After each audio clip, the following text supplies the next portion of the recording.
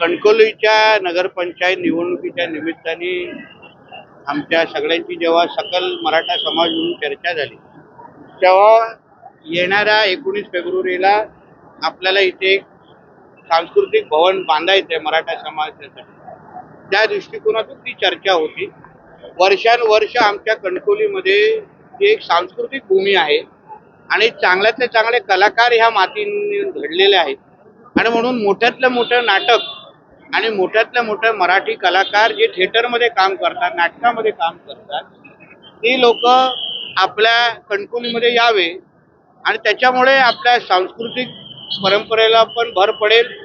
कणकवलीकरांसाठी पण ती सांस्कृतिक एक मागणी आहे ती ही पूर्ण होईल आणि म्हणून त्या दृष्टिकोनातून आज त्याचं भूमिपूजन आम्ही केलेलं आहे. पुढच्या 19 फेब्रुवारीला 2027च्या या सांस्कृतिक भवनचं उद्घाटन आम्ही राणे साहेब, सन्माननीय फडणवीस साहेब आणि अन्य मान्यवरांच्या हातातून करू.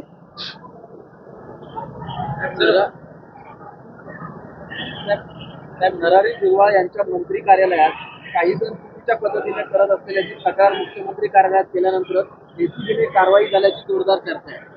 आता चर्चेवर मी कसं उत्तर देऊ शकतो? चर्चेवर नाक्यावर चर्चा करा ना, माझ्याशी कसं करा? अल्पसंख्याक विभागाच्या एका महिला अधिकारी विशाखा आढाव यांच्या संस्थांसोबतची संभाषणाची ऑडिओ क्लिप एनडीटीव्ही मराठीच्या हाती लागली. 1,500 ते 2,000 शाळांना अल्पसंख्याक दर्जा देण्यात आल्याची त्याच्यावर आदरणीय मुख्यमंत्री साहेबांनी चौकशीचे आदेश दिलेले आहेत. म्हणून जे जे दोषी आहेत त्यांना आम्ही कोणीही सोडणार नाही. हे हिंदुत्वच विचाराचं सरकार आहे. हे काही अधिकारी अगर विसरले असतील तर त्यांना आठवण करण्यासाठी सगळे कार्यक्रम आणि टॉनिक आमच्याकडे आहेत. राज्यात मंत्रिमंडळात मोठे फेरबदल करण्याबाबत विचारात एकनाथ शिंदे, शिवसेनेतील मंत्रिमंडळात फेरबदल करण्याच्या विचारात, तर भाजपा प्रदेशाध्यक्ष रवींद्र चव्हाण यांनी लवकरच मंत्रिपद मिळण्याची शक्यता आहे. तर प्रताप सरनाईक आणि संजय शिरसाट टांगती तलवार आहे. हा प्रश्न तुम्ही कोणाला विचारताय? योग्य माणसाला विचारलं पाहिजे.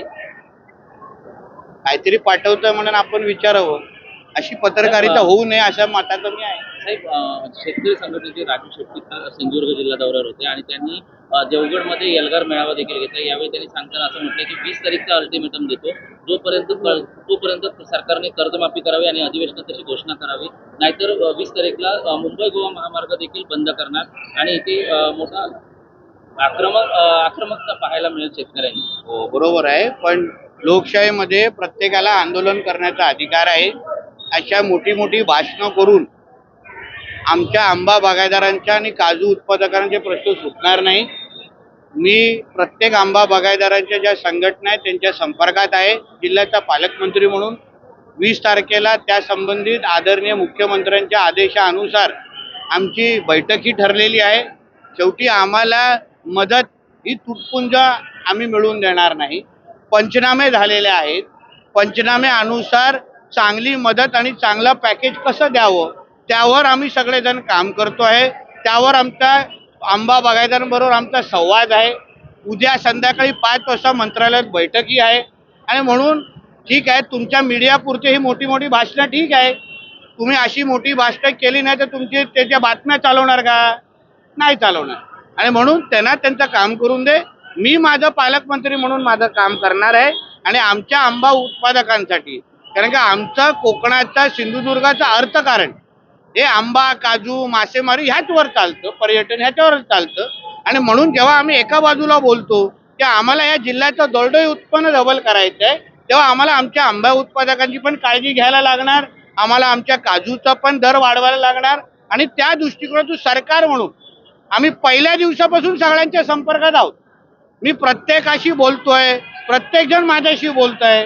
पण आता एक काही त्यांना येऊन राजू शेट्टीजीने एक भाषण करायचं होतं, त्यांनी काही त्यांनी करावं, मला काही हरकत नाही. शेवटी मी कृतीतून उत्तर देणाऱ्यापैकी व्यक्ती आहे. आरेला कार्य करून आमच्या आंबा उत्पादकांचे प्रश्न सुटणार आहेत का? नाही सुटणार. म्हणून मी जे काय करतोय, जे काय मदत आम्ही सरकार म्हणून देऊ पाहतोय, ज्याच्याबद्दल चर्चा कॅबिनेटमध्ये पण झालेली आहे, ते निश्चित पद्धतीने पुढे कळेल. त्याच्यामध्ये काही सूचना द्यायच्या असतील, कारण का राजू शेट्टी हे शेतकरी चळवळीमध्ये काम करणारे फार अनुभवी आहेत, कार्यकर्ते आहेत. तर त्यांनी मला फोन केला करून मला भेटून काही सूचना असेल तर नक्की द्यावे, कारण एकत्र म्हणून हा प्रश्न सोडवायचा आहे. एक नितेश राणे सोडू शकतो का? नाही. मी शासनाचा प्रतिनिधी म्हणून मी तिथे माझी पूर्ण ताकद लावून, जसं भयान वादळाच्या काळात मला माहिती होतं तर राणे साहेबांनी निकष बदलून आपल्या इकडच्या मच्छीमारांना मदत दिली होती. तसंच ह्या पद्धतीने जे काही नुकसान कधी नाही 50-60 वर्षामध्ये कधीच एवढं मोठं संकट आमच्या आंबा उत्पादकांवर आलेलं नव्हतं. काजू, कांदा ह्या सगळ्या ह्याला जे आपण जशी मदत देतो तशीच मदत यावेळी आमच्या आंबा उत्पादकांना पण द्यावं अशी भूमिका माझी आहे. आणि त्यासाठी सरकारचा प्रतिनिधी म्हणून मी योग्य समन्वय सरकार आणि आंबा उत्पादकांमध्ये असणं किंवा ठेवणं हे माझं काम आहे. आणि त्या दृष्टिकोनातून माझं काम सुरू आहे. बाकीच्या लोकांना त्यांनी काम करत राहावं, मी माझी भूमिका करणार. टिपू सुलतानवरून राजकारण पेटलेलं असताना आता शाहू छत्रपतीने मोठं विधान केलंय. म्हणाले छत्रपती शिवाजी महाराज यांचा आदर्श घेऊन टिपू सुलतान काम करत होते. आता ते त्यांनी कुठल्या पण ते शिवाजी महाराजांपेक्षा लहानच होता ना टिपू. तो जो कपाळकरांड तो आपला काँग्रेसच्या प्रदेशात त्याच्यासारखं तुलना तर नाही केली ना. त्याच्या आदर्शांवर म्हणजे आमच्या महाराजांच्या आदर्शांवर चालणारा टिपू होता. पण नेमकं आमच्या महाराजांनी जे हिंदवी स्वराज्याची स्थापना केली तसं काय त्या टिपूनी करताना आम्ही वाचलेलं नाही आहे. त्यांनी आमची मंदिरं तोडली, आमच्या हिंदू धर्मांतर केलं. आणि म्हणून काही संदर्भ अगर चुकले असतील तर निश्चित पद्धतीने महाराज अभ्यास करतील. आंबा बागायतदारांचा जो प्रश्न आता मांडला त्याचबरोबर काजू बागायतदारांचा सुद्धा काजूचा मोहर जळून जे नुकसान झालंय त्या संदर्भात काही सर्वे होऊन पंचनामा आता दोन्ही म्हणजे जसे आंब्याचे लोक संपर्कात आहेत तसे आत्ताच सकाळी वेंगुर्ल्याचे काजू उत्पादक मला भेटून गेलेले आहेत. माझं म्हणणं आहे ते पंचनामे जे होत आहेत ते ग्राउंड रियालिटी बघून जमिनीवर खरंच काय किती नुकसान झालंय त्यानुसार आम्ही मदत करणार आहे. आता जे मला अधिकाऱ्यांनी सांगितलं की एकच मोहर आला असं नाही, आंब्याला 3-3 मोहर आलेला आहे. आणि म्हणून काजूची पण तीच अवस्था आहे. म्हणून सरकार म्हणून कुठल्याही अधिकाऱ्याला मी आंबा उत्पादक आणि काजू उत्पादकांच्या काही विरोधात भूमिका घ्यायला देणार नाही. चुकीची माहिती तर मुळीच द्यायला देणार नाही. आम्ही काय कोणा खिशातलं कर्जमाफी मागत नाहीये. म्हणून सरकारचा प्रतिनिधी म्हणून चांगल्यातली चांगली आणि मोठ्यातली मोठी नुकसान भरपाई ही आंबा आणि काजू उत्पादकांना भेटेल. मुंबईचा एक प्रश्न आहे. मुंबई जवळ अरबी समुद्रात छत्रपती शिवाजी महाराजांच्या जागतिक दर्जाचे भव्य दिवस स्मारक उभारण्याची घोषणा महाराष्ट्र सरकारने केली. पंतप्रधान नरेंद्र मोदी यांच्या हस्ते 24 डिसेंबर 2016 या स्मारकासाठी जलपूजन झाले. मात्र 10 वर्ष होऊनही स्मारकाच्या उभारणीला मुहूर्त सापडू शकलेला नाही. हे कोण विचारते? मी विचारतो.